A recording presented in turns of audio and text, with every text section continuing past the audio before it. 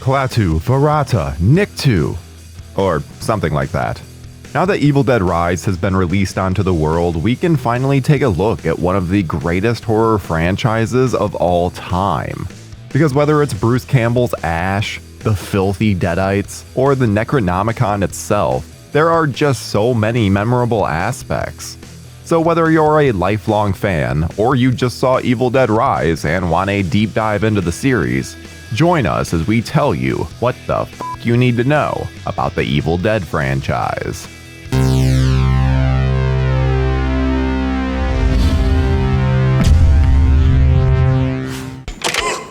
Groovy.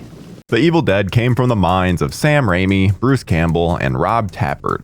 It started as the short film Within the Woods in order to show potential investors. From there, they managed to secure financing to shoot their full-length feature film. So they packed up and settled into a remote cabin in the woods of Tennessee. It was a grueling shoot, yet they were able to achieve cinematic gold from it. The movie would go on to become an independent hit, and launched the careers of Raimi and Campbell.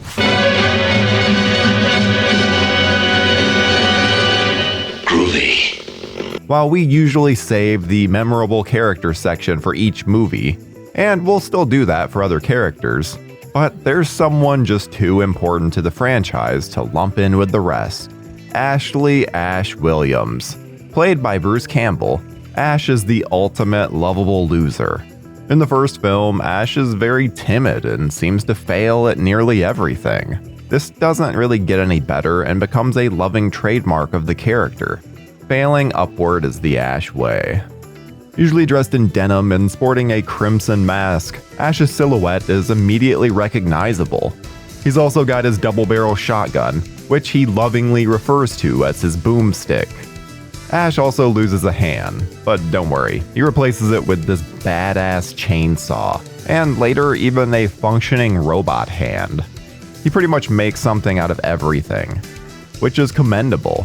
There's a reason that people have tattoos of this guy. He's a hero in every sense of the word, except for, when he acts like a coward. And I would be remiss to not mention the Delta. This car features in all of the movies except for Evil Dead Rise, and goes with Ash just as well as his boomstick or chainsaw. This yellow 1973 Oldsmobile Delta 88 Royal is a glorious vehicle that even gets sent back in time. I will rip your soul out, Daddy. I'll rip your soul out, you pathetic Deadites. What exactly are these things? Well, in many ways, they're just humans possessed by demons, hell-bent on as much carnage as possible. They have a sick and twisted sense of humor and plenty of hate in their heart. They also really like to fuck with people. In fact, that's what separates them from other demons in cinema and makes them so much fun. But there's a mysterious force behind it all, which we often see from a first-person perspective. This invisible force can completely break down doors or walls. It can even take control of trees, taxidermied animals, or even elevator cables. They'll sometimes leave their host, but for the most part, once possessed, you're screwed. And this all happened because Professor Noby had found the Necronomicon while on an archaeological dig. Damn you, Professor Noby! There appear to be 3 different versions of the Necronomicon. And this is even addressed in Evil Dead Rise. Then what I believe to be one of the 3 fabled volumes of Naturum de Monta. Now that we've gone over all of that, we can dive into the movies. Ash, it's not gonna let us leave. Cheryl was right. We're all gonna die here. Evil Dead released in 1981 and brought Ash Williams to the isolated cabin in the woods with his friends and sister. They discover the Book of the Dead and accidentally raise an ancient evil. When possessed, they become Deadites. Each of the friends is dispatched in horrifying ways, leaving Ash to step up. He does so, getting rid of the evil and vanquishing it back to hell. Only not quite. No body count this time around, as technically they come back and then die again, so the numbers can get inflated pretty easily. But we've got plenty of great characters here with Linda, Scott, Cheryl, and Shelley. While I may just be listing off the characters from the movie, each of them stands out and makes the film better for it. I'll swallow your soul! I'll swallow your soul! I'll swallow your soul! Swallow this. In 1987, we received Evil Dead 2: Dead by Dawn, and this is where the series really gets its personality. We get a recap of the first film, only they didn't have the rights. So it's an abridged version with a completely different actress playing Ash's girlfriend. We get to see Ash get possessed and have to chop off his hand in order to save himself. There's considerably more slapstick here, and is considered more of a horror comedy. But don't let that fool you, this one still gets nasty. Professor Nobi's daughter Annie shows up with 3 others and thinks Ash killed her poor parents. So there's a bit of a miscommunication, but the Necronomicon makes quick work of the others. The film ends with Ash being sent to the past. Ted Raimi shows up as a possessed Henrietta, and outside of the obvious choice of Ash, these characters mostly blend in with the background. All right, you primitive screwheads, listen up. This is my boomstick! Army of Darkness released in 1992, and it continued the trend of putting the film in a different genre. We're almost full-blown comedy here as Ash is sent to medieval times, and fights a legion of tiny ashes, mobs of skeletons, and a demon princess. He's even aided by a whole castle full of people. Nothing about this movie should work, yet it works so splendidly that it makes you wonder why other franchises don't swing for the fences more often. Ash is thankfully able to make it back to the present and kick ass as he does. There's an alternate ending where Ash ends up in the future, having slept well past his desired time. Lord Arthur, the Wise Man, and Duke Henry the Red each help Ash out, which all means that they deserve a spot on this list. And the gorgeous Sheila oddly even looks a little sexy even when in demon form. And in a fact that I didn't know for many years, Bill Moseley appears as the Deadite captain. I will feast on your soul! Feast on this motherfucker! 2013 brought us Evil Dead, and a return to the horror roots of the franchise. Written and directed by Fede Alvarez, the film doesn't feature Ash as it's kind of presented as a reboot, but it's much meaner than past entries.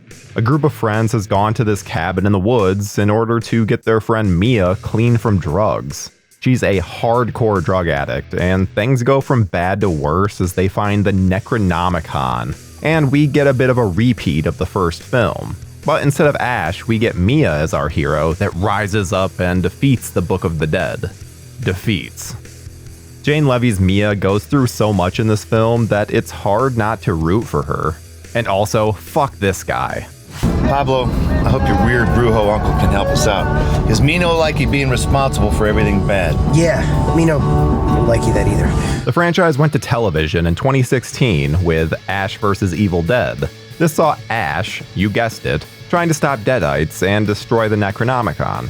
But this time he's joined by Kelly and Pablo, 2 lovable losers who share a lot in common with Ash. There are plenty of twists and turns and ton of fun to be had. The show lasted 3 seasons and there's hardly a bad episode. It's just too bad that the series ended on a cliffhanger that would have sent Ash to the future, as teased by the original ending of Army of Darkness. The fact that Kelly and Pablo feel just as important as Ash by the end is a near impossible feat that they somehow pull off. The series had plenty of other notable guests like Lucy Lawless or Lee Majors as Ash's dad.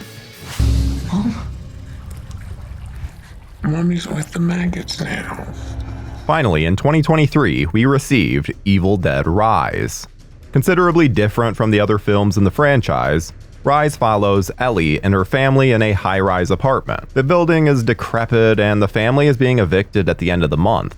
Maybe they should have been having quieter DJ sessions.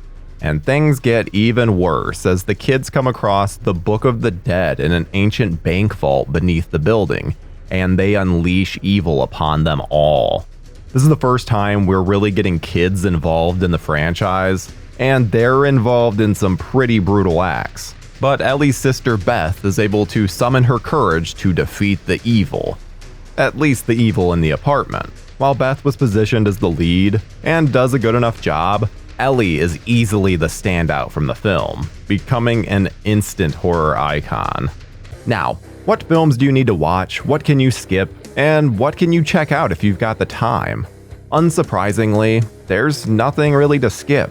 Every one of these entries feels like something anyone could have a good time with. But if there was one that I wouldn't consider vital, it'd be Evil Dead Rise, as it doesn't really introduce anything new to the series. Then the Evil Dead, Evil Dead 2, Army of Darkness, Ash vs. Evil Dead, and Evil Dead all deserve a spot on the essential list. Each of these provides huge moments that will just make you love the Ash Williams character even more. Because let's face it, this is his world, and we're just living in it. Good. Bad. I'm the guy with the gun. There have been countless video games made based on the series, several of which we covered on our old Playing with Fear series. Recently, Saber Interactive released a fantastic game that truly feels like a love letter to the franchise. If you're a gamer and love Evil Dead, you owe yourself one to try this out. With Evil Dead Rise being a massive success, originally meant to be an HBO Max exclusive that was then brought to theaters due to its positive test screenings, the franchise seems to be in a pretty good place. The filmmakers have stated that they'd love to release a new Evil Dead movie every 2 to 3 years. While that may be a little bit optimistic, especially considering the sporadic release schedule we've already been treated to over the past 40 years, it would be great to see Evil Dead become a regular part of the theatrical experience, because there's a fun meanness that few other franchises are able to elicit. The Evil Dead franchise is one of the most popular out there for a reason. Because, I mean... Hail to the king, baby.